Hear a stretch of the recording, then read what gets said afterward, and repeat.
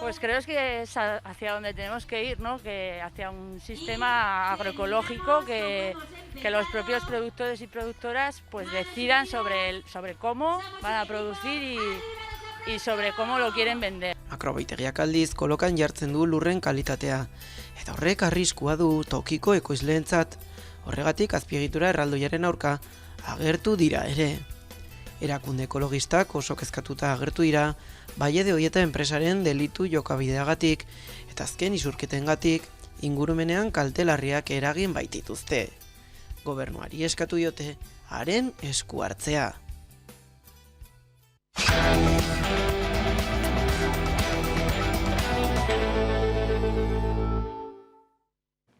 Trans eta LGTBI pertsonen eskubideak estatu espainol mailan bermatzeko legea hainbat hilabetetako liskarren eta tramitazioan izandako geldialdien ondoren iritsi da. Gaur onartutako legearen bidez, transek pertsonek ez dute osasun arloko profesionalen eskuetatik pasatu beharko beren sexu genero identitatea baieztatzeko. Eta hortaz, norberak bere identitatea zein den adieraztea nahikoa izango da maila administratiboan aldaketak egiteko. Adostu dutenez, 3 hilabeteko epean berretsi beharko dute. Arratsalde-on guztioi, ekainaren 29 honetan onartu da translegearen aurre proiektua Espainiako ministroen kontseiluan Unidas Podemosek eta PSOEk adostasuna lortu ondoren otsailetik zegoen blokeatuta arauaren tramitazioa. 14 urtetik gorakoek izango dute horretarako eskubidea eta zenbait eragilek eskatu dute 12 urtera jaisteko. Gurean gaur magazinean Aitzole Araneta, sexologa eta elkarrekin Donostiako kidea izan dugu elkarrizketatu nagusi. Legearen onarpenak suposatzen duena zaritu da Araneta. Bai, orduan, lege honek bermatuko duena da, gaur egun gertatzen den hori, gaur egun daukagun legeak esaten du, psikiatra da psikologo kliniko batek, buruko gaixotasun mental baten diagnostiko bidez ziurtatu behar duela zurnortzaren, eta gainontzeko populazioarekin hori ez denez gertatzen, gure kasuan ere hori ez gertatzea ahalbidetuko du testu honek. Eta, bigarrenez, behartzen da gaur egun gutxienez 2 urteko prozesu mediko bat jarraitzera, behartutako prozesu bada, nahi ala nahi ez, zure sexu mentzioa erregistroan aldatu nahi bali madezu, eta horrek ekidingo duena da ere bai, bakoitzak den bezalakoa izan da, inork ez inposatzea ibilbide konkreturik. Gaur erregistratuko den testu horretan, edo gaur onartuko den, Kontseilu Ministroan hartuko den testu horretan, ez da kontzeptu hori agertzen. Ez da genero autodeterminazio kontzeptua agertzen. Bai, horrek esan nahi duena, zen justo mediku batek ez inposatzea zer, zurnortzaren legeak babestuta ikusteko, eta hori bai badago legean, hori da oinarrizko aldaketa, baina terminologia hori ez da agertzen. Euskadi Irratian berriz Bea Serber naizen Euskadiko adingabe transexualen familien elkarteko bozeramailea elkarrizketatu dute. Bertan adierazi duenez, trans pertsonak berriz baztertu dituzte lege berriarekin. Bai, alde on bakarra dauka autodeterminazioa onartzen duela 14 urtetik aurrera. Baina, hori onartu behar zen zeozer zen 2007-tik, 2007an registroaren legea atera zenean, kontzesio hori egin zen pentsatuz berehala zuzendu ahal izango zela, oraindik ere zuzendu gabe zegoen, eta norbait behartzea, bai ala bai, tratamendu endokrinologiko bat hartzera bere sexuaipamena aldatu ahal izateko, giza eskubideen aurkakoa dela, nahiko argi dago, ez? Oso baldintza anakronikoak ziren eta bai ala bai zuzendu behar ziren. Orduan, alde on hori dauka, baina 14 urtetik berakoa kanpoan ustea, atzera pausua da, ze gaur egun hobeto gaude, 12tik aurrera, inkluso 11-atikin ja lortzen dugu. Orduan gu, familia bezala, adin txikikoen familia bezala, gu hobeto gaude lege barik. Translegea gaur onartu da atzoko egunez LGTBI mugimenduak burututako mobilizazioen ondotik, izan ere LGTBI komunitataren nazioarteko egunean ekainaren 28a borroka egiteko eguna dela aldarrikatu zuten. Euskal Herrian kaleetara ataratako 100 herritarrek LGTBI mugimenduak kaleak hartu zituen aniztasuna aldarrikatzeko, eskubideak eskatzeko erresistentzia izaten jarraitzen dutela argi uzteko. Erresistentzia New Yorkeko Stonewallin tabernan izandako istiluetatik 52 urtera.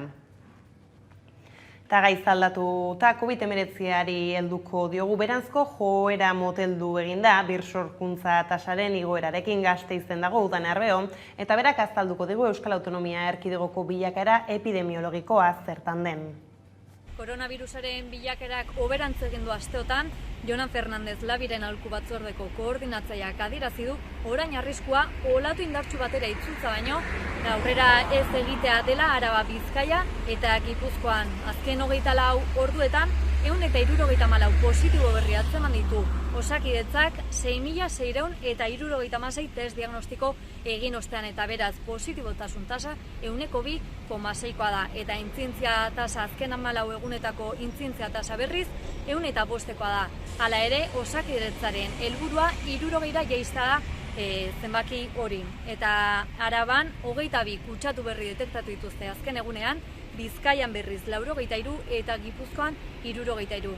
Nola nahi ere, kezka nagusia gaur egungo kezka nagusia Mallorcara joan ziren gaztei begira dago. Osasun sailburuak atzo adierazi zuen 172 kasu positibo atzeman dituztela agerraldi horrekin lotuta eta horien artean delta aldaera ere topatu dutela. Gainera sagarduik adierazi du 306 ikasleri 40 aldia egiteko eskatu zaiela kontaktu estu gisa.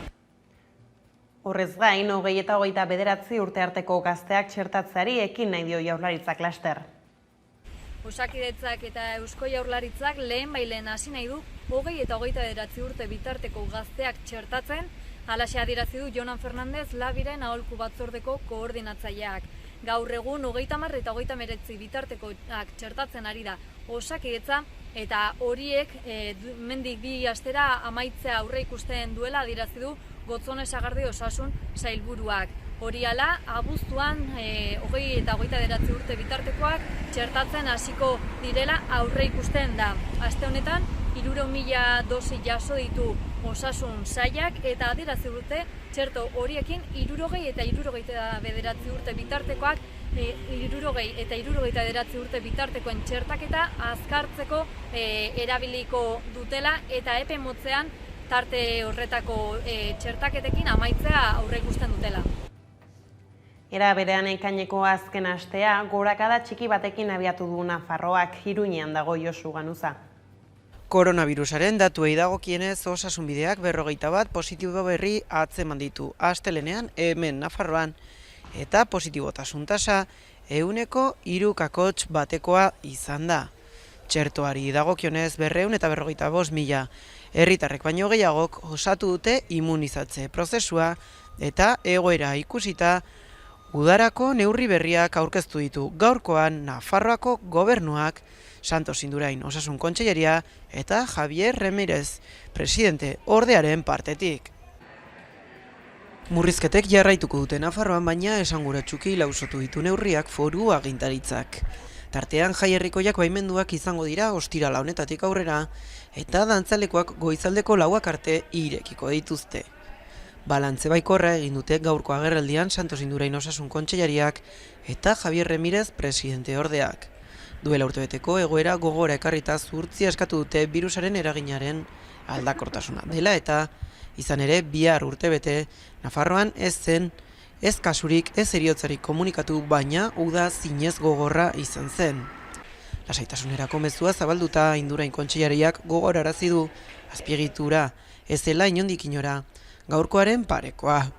Zentzu honetan azkeneko hilabeteetan herritarrengan ardura nagusi izan dela azpimarratu du Ramírez presidente ordeak.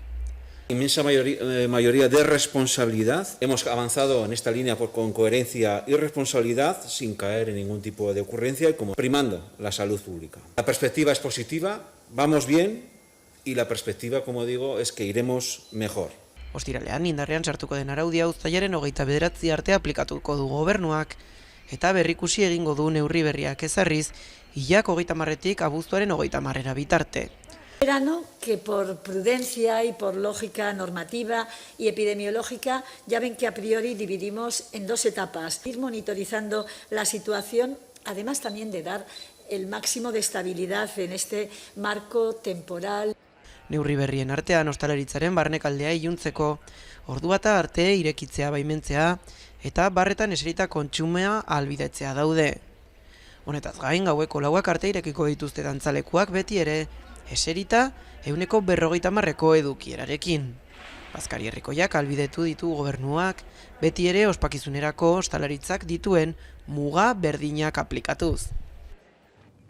Gauzak horrela ondokoa da Hego Euskal Herriko egoera. Osasun departamentuek 216 positibo berria atzeman dituzte 8.040 test eginda. Beraz, intzidentzia tasa 2,6%koa da une honetan.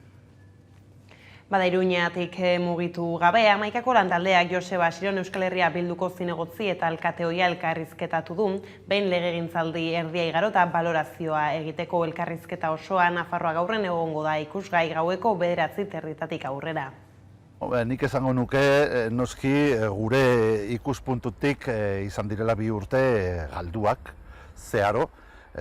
Enrique Maiaren alkatetza batez ere arduratu da, batetik errebersioak egiten, hau da, guk egin genuenari buelta emateaz arduratu da, eta horretaz aparte eta bitxia badirudi ere, baitere gure proiektuez baliatu. Besterik ez du egin. Hitza jan egin du, zera guztietan, Pio 12. Da beste hainbat, pasaden legealdiko mantra guztietan eta besterik ez, benetan. 2 urte erabat antzuak izan dira. Ostera, Iruñeko Navarra Sumak eta PSNek bat egin dute hiriburuko 2. zabalgune amaieran, Frankoren alde eroritakoen omenez eginiko monumentuan eraldaketak egiteko. Navarra Sumak eta PSNek erorien monumentuaren erreforma adostu dute. Euskal Herria Bildu eta gero bai udaltaldeek ez dute erabakiaren berri izan, eta astelehen honetan ezagutu dituzte udalaren planak. Asteazken honetako hirigintzako gerentzia kontseiluak erorien eraikina eraberritzeko eta egokitzeko proiektua idazteko, eta hiri-ingurunea berurbanizatzeko eta hala badagokio obrak zuzentzeko kontratua esleitzeko deialdia ezagutuko du. Esku hartzeak barne hartzen ditu eraikina bera eta alboetako arkuteriak, Askatasunaren plaza bere, bide mugak ideekin, hau da, Serapio Esparza parkea, eta Monjardin kaleko biribilgunearekiko lotura. Aurrekontua 753.225 eurokoa izango da, eta Iruñeko udaleko Navarra Suma eta PSN taldeen arteko akordioaren ostean gauzatuko da. Egun Askatasunaren plaza dena eta Frankoren alde eroritakoen omenez eginiko eraikina, diktatura betean eraiki ziren 2. zabalgunearen amaiera mugatuz eta Carlos Hirugarrenaren etorbidearen erremate gisa Gazteluko plazaren kontrako muturrean. 2006. urte arte bertan ehortzirik ziren Mola eta Sanjurjo militar fasistak udalak horiek ateraraztea erabaki zuen arte. Eraikinak 1936ko altxamenduaz geroztik gertatutako sarraskiak goraipatzen du. 2018an mahai gainean 4 aukera zeuden. Eraikina mantentzea, eraldatzea, ordezkatzea edo zuzenean eraistea. Horretarako prozesu parte hartzailea jarri zuen udal gobernu aurreakoiak, baina legealdi berriak eta eskuinaren helegiteek bertan bera utzi zuten bide hori. Orain eskuinak proposatutako eta esporrinen taldeak onartutako proiektuaren helburuetako bat eraikina eraldatzea da, osatzen duen hiri mugarria herritarrek berrera bildezaten, baina inondik inora ez da aztertzen zentzu fasista aldatzea. Bestaldetik, Eusko Jaurlaritzak 500 toki prestatuko ditu udaran migratzailei laguntzeko 3 egoera posibleren arabera aktibatuko dituzte tokiak eta Bidasoa eskualdean jarriko dituzte gehienak. Beatriz Artolazabal berdintasun justizia da gizarte politiketako sailburua jakinarazi du Irunen uda 2021 kontingentzia planak 500 plaza izango dituela Araban, Bizkaian eta Gipuzkoan igarotzen diren pertsona migratzaileei laguntzeko. Plaza horien erdiak baino gehiago Irunen eta Bidasoa eskualdean egongo dira. Horrela, joan den apirilean iragarritako konpromisoa beteko dugu. Bestalde Xabier Legarreta migrazio eta asilo zuzendariak azaldu duenez, udako planak 3 egoera posible bereizten ditu. Egun berean 100 pertsona baino gehiago hartu behar izatea, 200 pertsona baino gehiago hartu behar izatea eta 400 pertsona baino gehiago hartu behar izatea. 3. egoera oizkanpokoa izango litzatekela esan dute. Prebizio bat egitea oso gatza da, baina egia da udan eguraldia dela eta beste faktore batzuk direla eta prebizioa da flujoak indartu ingo dizela udan orduan. Gure helburu nagusia da edozein kasutan, edozein eszenatokin aurrean gobernua prest egon behar da eta gure apostua lehen esan duten moduan da planifikazio bat eukitea aurretiz eta kapazitatea euki edozein momentutan erantzun azkar bat eta erantzun duin bat emoteko. Beatriz Artolazabalek Errenteriako gaztelutxo aterpetxea ere aipatu du. Aterpetxe horrek beste 20 plaza gehiago eskainiko ditu eta horiek modu individual eta integralean erabiliko dira adingabekin iristen diren emakumeentzat. Gasteiza bueltan espetxe ereduan errotik alda dezala eskatu dio salaketak Jaurlaritzari. Horretan justizia errestauratiboa eta antipunitiboa oinarri duen kartzela eredua proposatu du elkarteak Udane Arbeo. Espainiako gobernuak urriaren batean utziko du espetxe eskumena Eusko Jaurlaritzaren esku eta haren egitekoa izango da Araba, Bizkaia eta Gipuzkoarako kartzela eredu bat diseinatzea. Jaurlaritzak iragarria du Euskal espetxe eredu berri bat izango dela eta gizarteratzean eta justizia berrosatzailean oinarrituko dela. Salaketa elkarteak ordea dudan jarri zuen atzo Eusko Jaurlaritzak eredu berri bat diseinatzea eta sustatzea ote duen helburutzat. Gasteizen bertan egin zuten salaketa elkartekoek agerraldia eta Cesar Manzanos bertako buruak adierazi zuen Jaurlaritzak ez badu erabateko aldaketarik planteatzen delituaren prebentzioan eta haren aurkako politiketan indarrean dagoen ereduari jarraipena baino ez zaiola emango eta hori hala salaketaren ustez Eusko Jaurlaritzak espetxe eredua errotik aldatu beharko du ezarritako helburuak bete ditzan.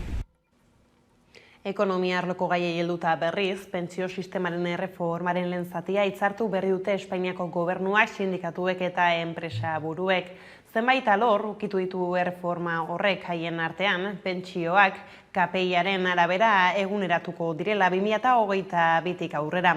Horrez gain, erretiroa aurreratzen dutenak zigortuak izango dira eta alderantziz, atzeratzen dutenei saria emango zaie gauzak horrela erreformaren gaineko kritika zabaldu zuen atzoko pentsiodunen mobilizazioan, Jon Fano Bizkaiko pentsiodunnak martxan mugimenduko kideak. Alde batetik ematen du, onartuko dutela pentsio guztiei aplikatzea KPI-ren igoera, baina horrez gain momentuz, aurre ikusita zeuskaten aurre jubilazioak, atzerapia pizkat. Beste aldetik, adostuko dutena izango da luzatzea jubilazio adina. Jubilazio adina, ja, legala, badakizue, 27an, izango dela kokatuta, 67 urte. Orduan, berez moda, hortik aurrera, bultzatzea, animatzea jendea jarraitzeko lanean. Autonomo gisa aritzetik soldatapeko izatera pasatu dira Globo, Delibero eta antzeko plataforma digitaletako banatzaileak lehen da bizi. Epaitegiek autonomo faltsuak zirela epatzi eta gero Espainiako gobernuak sektorea arautu ostean. Eta horrekin guztiarekin haien lan baldintzen negoziaziorako esparrua ere aldatu egingo da. Bide horretan urrats bat egin zuten atzo sindikatuek eta patronalek zehazki ostalaritzan jarduten duten Arabako, Bizkaiko eta Gipuzkoako banatzaileentzat.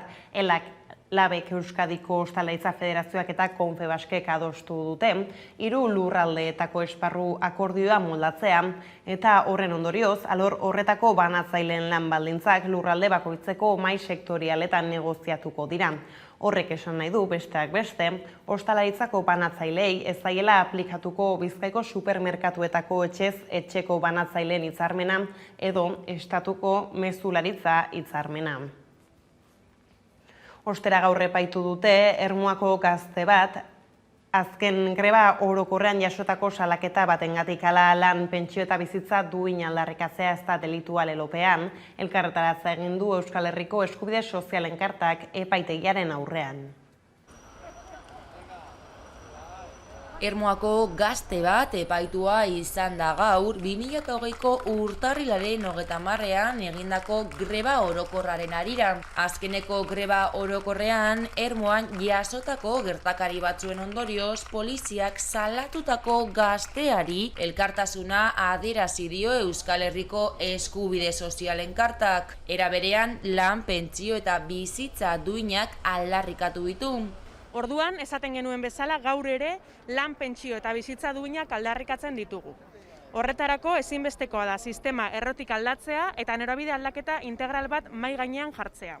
Horrez gain, Eskubide Sozialen Karta osatzen duten sindikatuek eta eragileek salatu dute gaurkoa ez dela kasu isolatua. Ohartarazi baitute, azken hilabeteetan eredu aldaketaren alde borrokan dauden langileen kontrako erasoak, isunak eta mehatxuak ugariak izan direla. Azken hilabete hauetan eredu aldaketaren alde borrokan dabiltzan langileen kontrako erasoak, isunak eta mehatxuak ugariak dira. Gaurkoan, azkenengo greba orokorrean Ermuan jasotako gertakari batzuen ondorioz, poliziak salatutako gazte bati gure elkartasuna adierazteko batu gara. Gainera, berretsi dute lan, pentsio eta bizitza duinen alde borrokan jarraituko dutela.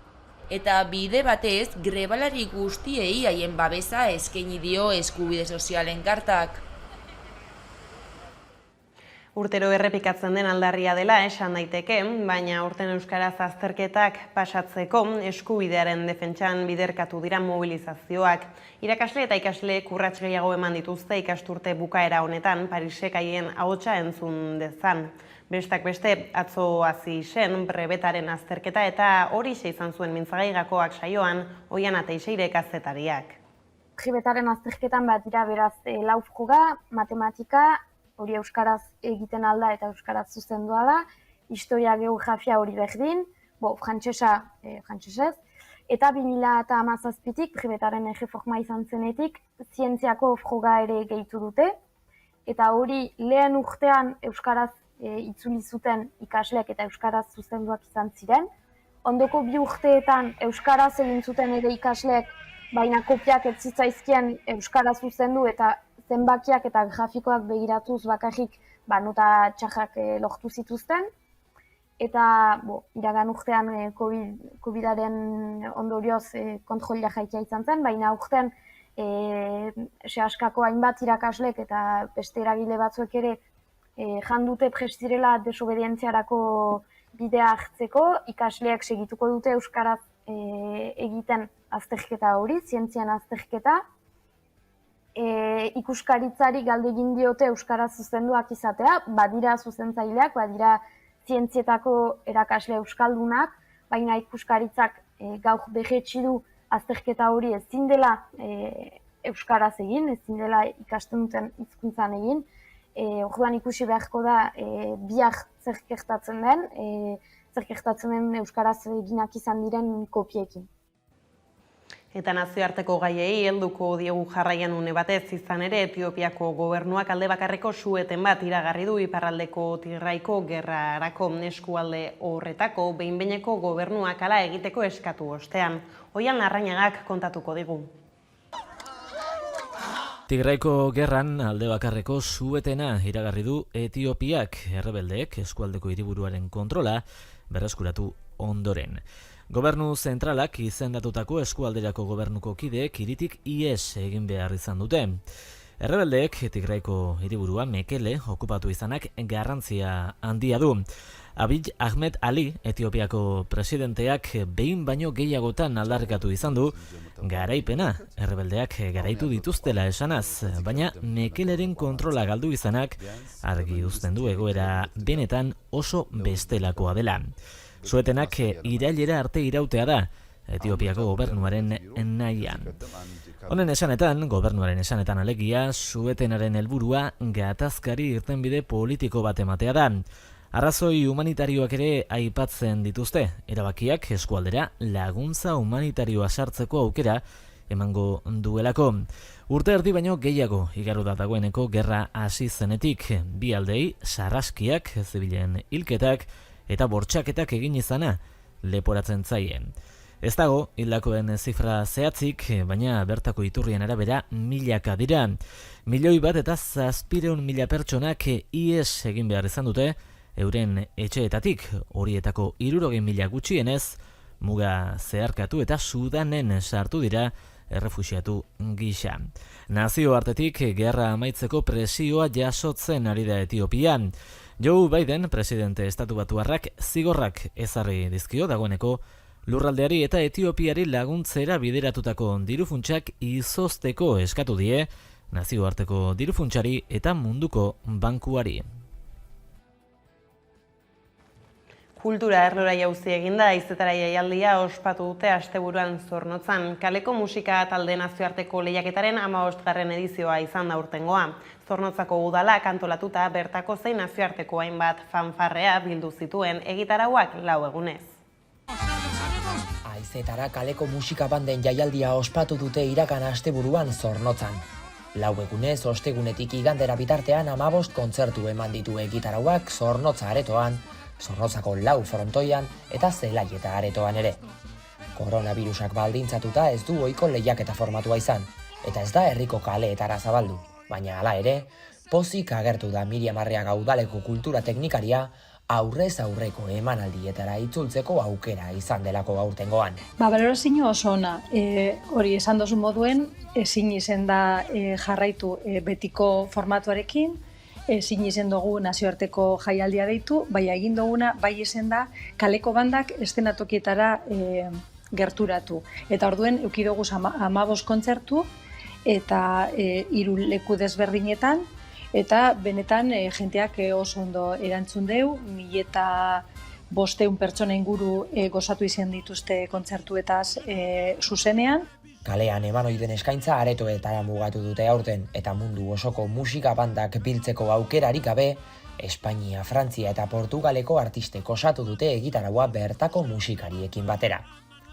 Jendeak zuzeneko musikaz gozatzeko aukera izan du, eta hori izan da hain zuzen udalak nabarmendu duena. Bai, ze pena handiz, bertan bera itzi behar izen dugu bera lehiaketa eta kaleko musika hori gozatzeko aukerie, eta esan gendun, zelan edo alan egin behar dugu jenteak gozatzeko aukera hori izatea.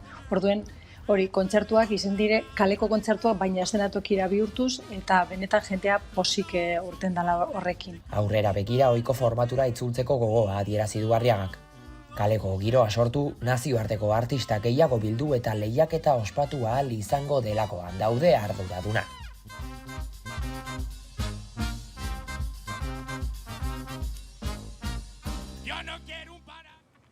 Eta baldakizue, zenbat hondartza dituen Euskal Herriak, La Arenako hondartzatik, Muskizetik, hasi eta Barrako hondartzaraino, Baionaraino, bidaia egingo dugu jarraian minutu batean, naiz eta guztiak ez ikusi, hainbat ezagutzeko.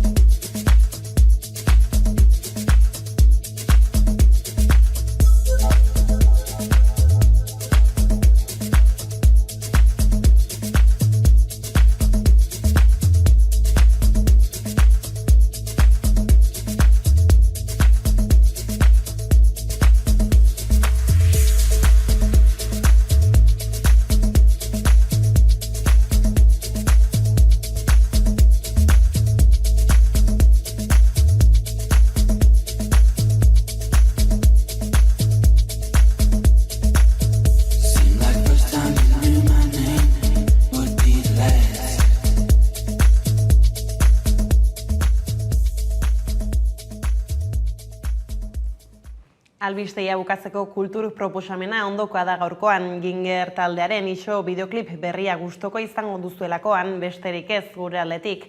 Hauek izan dira eguerdiak gurean gaurrutzi dituenak, guztiak eta gehiago nahi duzuen aldiro 11.eus atarian. Ondo izan eta bihar arte.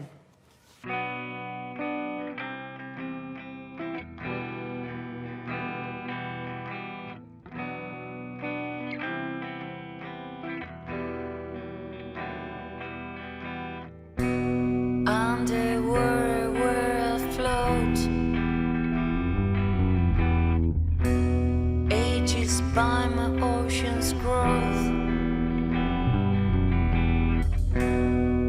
obstacles are not fine, aren't hinder me in my way. Learning how to say stop.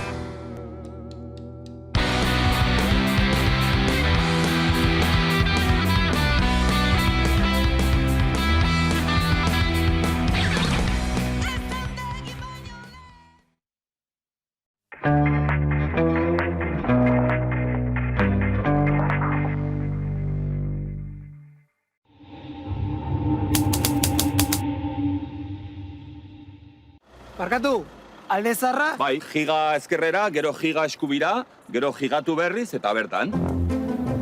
Giga, eta bertan zaude. Zatoz Euskaltelera osoa Infinityrekin. Gigarik gabe etzarela geratuko jakitearen lasaitasuna. 2 mugikor linea giga mugagabeekin. 500 megako internet wifi mexekin. Telebista eta Netflix, hilean €29 bakarrik ordainduta. Gigatu zaitez nitaz. Giga ezkerrera. Bitxulari, bitxulari, beti erne beti adi. Bitxulari, bitxulari, 8 artean ardi. Pichulari, pichulari, aprende a terminar la party. Pichulari, pichulari, echera yo a nadie. Me pone que los vecinos oigan cómo lo hacemos. Si no es pa' menos, siempre que nos ponemos sale un tema nuevo. Y si no de mañaneo, pa' que baje el puestón. Lo sacamos del polchico, Doraemon, tacuto mágico. Nire gorputza, bakari doa. Egun sentia eta ezin hartu loa.